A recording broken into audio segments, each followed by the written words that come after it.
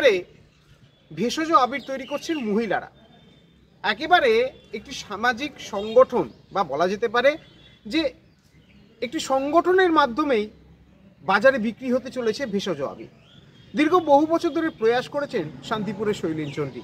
আজ তিনি একটি দল গঠন করেছেন এবং সেই দলে মহিলারা রয়েছেন। বাড়ির কাজ শেষ করে অবসর সময়ে বানাচ্ছেন আবির, আর সেই আবির তৈরি হচ্ছে গাঁদা ফুল, কোনো সময় পুঁই মুচুরি, কোনো সময় বিট, গাজর, বিভিন্ন রকম শাকসবজি দিয়ে।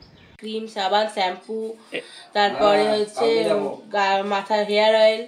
এই যে রংগুলো হচ্ছে কোনটা থেকে কি কি রং বের করে? মিচুরির থেকে এই রংটা হচ্ছে কাঁচা হলুদের একটা রং, আর হচ্ছে শিম পাতার একটা কালার, গাঁদা ফুলের পাতার একটা কালার, গাঁদা ফুলের পাপড়ির একটা কালার। তাহলে ওই যে গাঁদা ফুলের পাপড়ি হলুদ আর এই কাঁচা হলুদ, এই দুটো হলুদ আলাদা আলাদা, দুটো হলুদ আলাদা। আচ্ছা, আর এই যখন ডিপ লাইট করতে হয় তখন কি বেশি করে মিশিয়ে? হ্যাঁ, যখন যেটা পরিমাণটা যেরকম হয়, যেটাতে কম মনে হয় সেটা একটু বেশি দিয়ে দিলে পরে। কত গ্রাম করে প্যাকেট করেন? 100 গ্রাম। কতগুলো প্যাকেট এখন পর্যন্ত রেডি করেছেন? 180 পিস বিক্রি হয়ে গেছে? বিক্রি হয়ে গেছে, এখন অর্ডার আছে।